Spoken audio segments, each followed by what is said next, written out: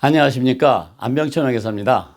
경기가 어렵다고 하는데도 주택 가격은 계속 오르고 있고 주택 마련을 준비하는 사람들에게는 이자율 역시 큰 부담이 되고 있습니다.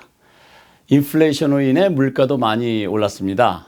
이런 현상은 중산층을 포함한 서민들을 힘들게 하고 있는 것이 현실입니다. 그런데 여기에 또 힘들어하는 층이 있습니다. 바로 갓 사회로 진출하는 사회 초년생들인데요.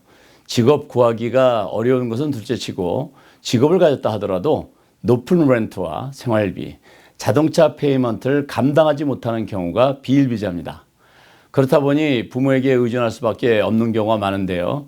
이런 환경에서 성인 자녀에게 재정 지원하는 것은 바보 같은 짓이다, 아니다, 그렇지 않다 하는 찬반의 의견이 일고 있습니다. 그래서 최근 뱅크레이드에서 조사한 설문조사를 기초로 해서 다 큰 성인 자녀에게 재정 지원하는 것이 괜찮은지 함께 생각해 보도록 하겠습니다.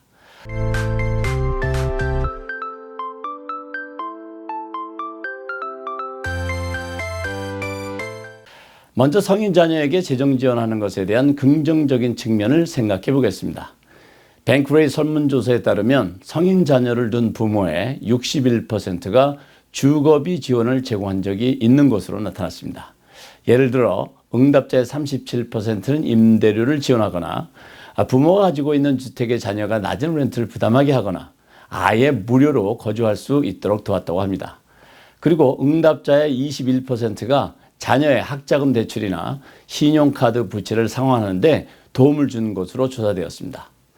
그리고 25세 이하의 사회초년생들의 평균 소득은 48,000달러 정도인데 평균 지출은 약 46,000달러입니다.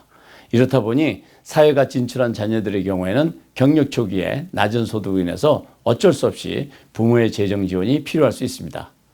높은 임대료와 생활비를 감당하기 어렵겠죠. 만약 학자금을 융자했었다면 상황은 더 어려울 수 있습니다. 다음은 성인 자녀의 재정적인 지원으로 발생할 수 있는 부정적인 측면을 보겠습니다. 뱅크레이 조사에 따르면 고소득 부모의 22%가 그리고 저소득 부모의 49%는 자녀를 지원하는 것이 자신의 재정 계획에 큰 영향을 미쳤다고 답변했습니다. 그런데 이렇게 지원한 자녀들 중에 18세에서 24세의 G세대의 성인 자녀의 16%만이 완전히 재정적으로 독립했다고 밝혔습니다. 부모가 아주 부자여서 성인 자녀들을 지원해도 별 문제 없는 가정도 있겠지만 성인 자녀의 재정 지원으로 자신의 재정에 적지 않은 영향을 받게 되어서 자칫 어려움에 봉착할 수 있는 부모들도 있을 것입니다. 이와 같이 성인 자녀의 재정 지원에 대한 긍정적인 면과 부정적인 면이 있다 보니 성인 자녀에게 재정 지원을 하는 것이 바보 같은 짓이다 라고 평가하는 의견에 대한 찬반이 엇갈리고 있는 것입니다. 성인 자녀에게 재정 지원을 하는 것은 바보 같은 짓이라고 평가하는 이유를 보면 첫째는 자녀의 자립을 저해할 수 있다는 것입니다. 성인 자녀가 부모의 재정 지원에 의존하게 되다 보면 스스로 자립할 능력을 키우지 못할 수 있다는 것이죠. 이것은 장기적으로는 자녀가 독립적인 삶을 살아가는데 방해가 될 수 있다는 그런 우려가 있는 것입니다. 두 번째는 부모의 재정적 부담으로 부모가 자신의 재정 상태를 무리하게 희생하면서 자녀를 돕다 보면 자칫 부모 자신의 재정적 안정과 은퇴 준비에 부정적인 영향을 미칠 수 있다는 우려인 것입니다. 그리고 이제 세 번째는 자녀의 재정적 책임감에 대한 결여입니다. 즉 자녀가 재정 지원을 받는 동안 자신의 재정적 책임을 다하지 않고 무책임하게 돈을 사용할 수 있다는 우려인 것이죠. 반면 성인 자녀에게 재정 지원하는 것을 바보 같은 짓이라고 평가하는 것에 반대하는 의견의 첫째 이유는 경제적 환경의 변화입니다. 오늘날의 경제 상황은 과거와 많이 다르다는 것인데요. 주택가격 상승, 높은 이자율, 인플레이션 등으로 인해서 젊은 세대가 자립하는 것이 예전과 같지 않고 매우 어려워졌다는 현실을 직시해야 한다는 것입니다.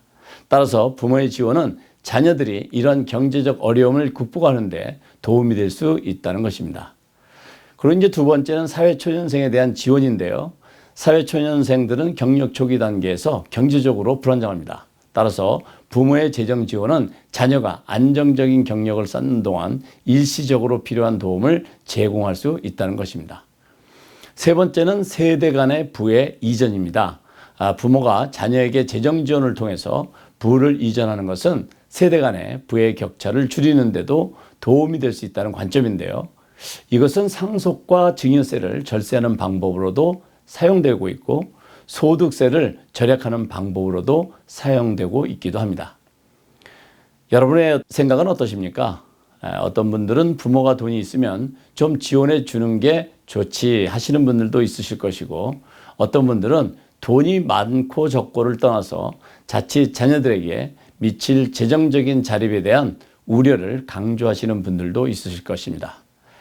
결론적으로 성인 자녀에게 재정 지원을 하는 것이 바보 같은 짓이라는 평가에는 분명 일리가 있긴 있지만 이는 상황에 따라 다르게 평가될 수 있습니다.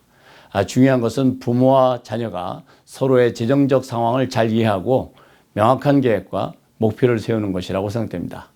자녀가 재정적 독립을 이룰 수 있도록 부모는 일시적인 지원을 제공하고 자녀는 부모의 지원을 받으면서도 자립할 수 있는 능력을 키우는 것이 바람직할 것입니다.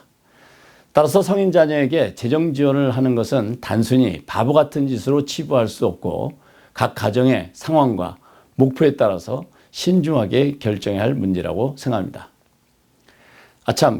간과할 수 없는 것은 어렵게 생활하는 성인 자녀를 돕고 싶어도 부모의 재정적인 어려움으로 도움을 주지 못해서 안타까워하고 있는 부모들도 많다는 사실입니다. 눈에 넣어도 아프지 않다는 자식, 부모들에게는 영원한 짐일까요?